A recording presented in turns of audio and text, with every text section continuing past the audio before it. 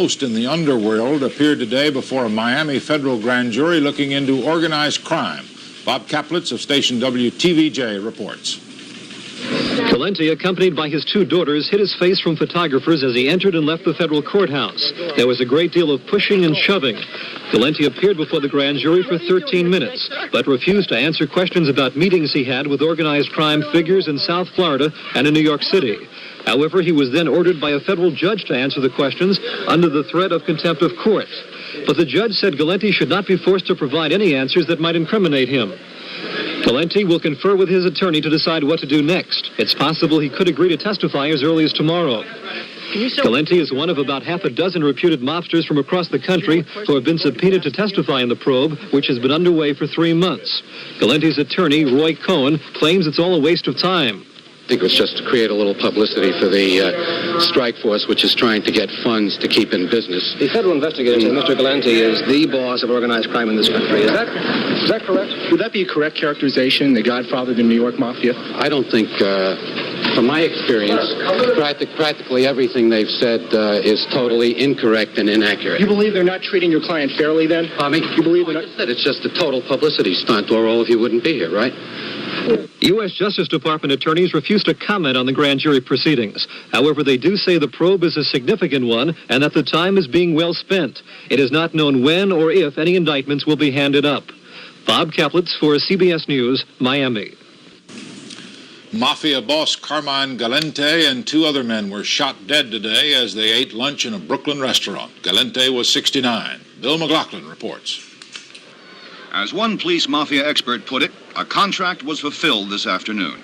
On the receiving end of that contract was one of the top mafia chiefs in the nation, perhaps the boss of all the bosses, Carmine Galante. Galante was at Joe and Mary's luncheonette in the Bushwick section of Brooklyn. 4 masked men armed with automatic weapons pulled up outside. Minutes later, Galante and 2 others at the table were dead, and a 4th person seriously wounded. The gunman escaped. Galante looked more like a grandfather than a godfather as he walked his dog each morning in Greenwich Village. He was born in East Harlem, New York, and began his career as leader of a juvenile gang. In all, he spent 25 years in prison, but he rose steadily through the mafia ranks, from enforcer to chieftain. Along the way, according to authorities, he's believed to have killed or ordered the killing of about 100 men. Galante's legal front was a dry cleaning shop in New York's Little Italy, but his real interests embraced gambling, prostitution, loan sharking, and most of all, heroin and other drugs. Last fall, while in prison for breaking parole by consorting with known criminals, Galante was placed under federal protection after authorities reportedly were tipped off that a rival mafia group had put out a contract on him. After he was released on bail last March, 60 Minutes filmed this conversation between Galante and his lawyer, Roy Cohn. I'm going to leave in the morning and go to the country. Good. What are you going to do when you get to the country? Well, I planted peppers last week, now I'm going to plant tomatoes. The 69-year-old Galante was apparently involved in a power struggle for the #1 mafia position. Galante lost today, but police still don't know who won. And according to one expert, there may be several more killings before they find out. Bill McLaughlin, CBS News, New York.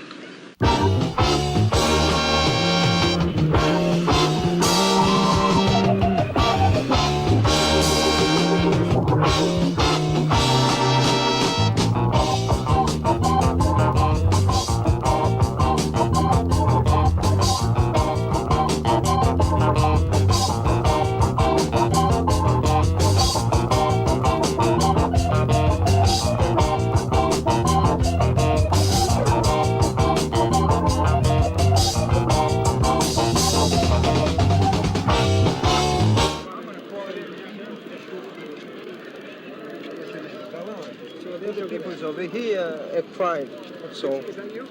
Did your uncle say who he was going to eat lunch with today? No, he stopped every day for coffee. He stopped in here every day for coffee? He don't know nothing.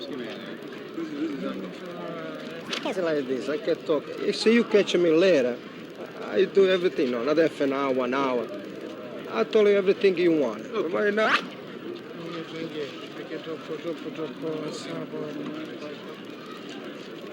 I hope that we can be together soon, real soon. If I'm attacked by a shark, what should I do? Excuse me, did you say, Hassel?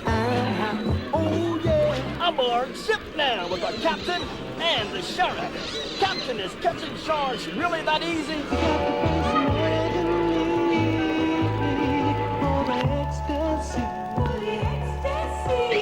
Mr. Jones is attacking the ship and has just beat the captain. Mr. Jones, why did you do it? I tried to play my music, say my music too loud. Here he comes again, but he's swimming away. Is that all, Mr. Jones? I'll be coming back. Coming back to you. We now return you to your record.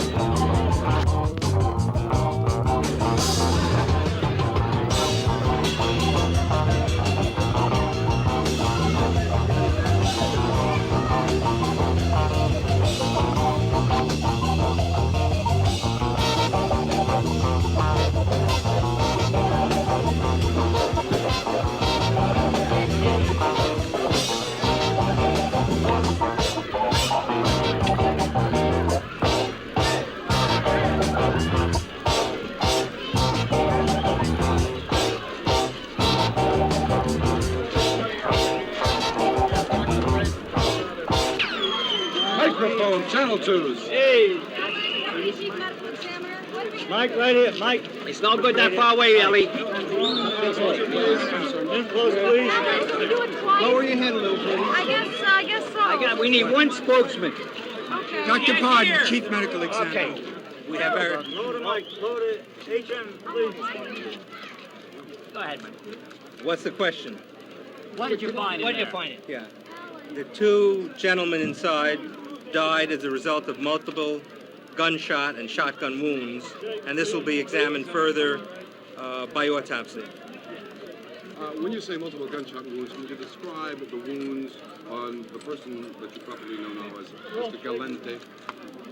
I think there were multiple wounds, and it would be more appropriate to answer that question after the autopsy, which will be done first thing in the morning. From your physical, from your look-see. There are multiple injuries. And 4, 5, 3. Was it a shotgun blast or was it a machine gun or what was it? There are multiple gunshot and shotgun wounds on both individuals. And Dr. Wald will be starting first thing in the morning, working out and answering specifically the questions you're raising. Dr. Ben, as a result of those wounds, would you say the death was instantaneous on both parts? It would appear that the death was very rapid in both parts, yes. How far away were those weapons, do you think? Any idea? I think Commissioner Fleischer has advised you that it's a close quarters in there, and we can't do any better than that. At this 6 point, feet? we can't. There were different varying distances involved. So the autopsy examination will provide a better answer than we can tell at this point. From the scene inside, could you tell how many shots were fired? 40 shots, 50 shots? Did a lot of rounds get off? As you know, a shotgun may have many pellets inside, so that each shotgun may produce multiple 9 or 12 injuries per shotgun discharge. So I think it's sufficient at this point to say there were multiple discharges. Were the bodies peppered with bullet holes, or is there just been located in one area? I think that's premature and not a medical term. We do know that Mr. Galante had a wound by his eye and a wound on his neck. There were multiple wounds. Can you use the location of the wound? Not at this point. We'll tell you tomorrow. How about the caliber of the weapons? Any idea? There were more than one weapon. Any indication of the weapon? Caliber. It's premature to answer whether the machine gun was used or not at this time. That's premature. Is it possible? Thank you. We need to help somebody. I want to know who will take the load. We ain't got nobody to take the load. Rise up, somebody, please, to take the load. Well, you don't want to do it.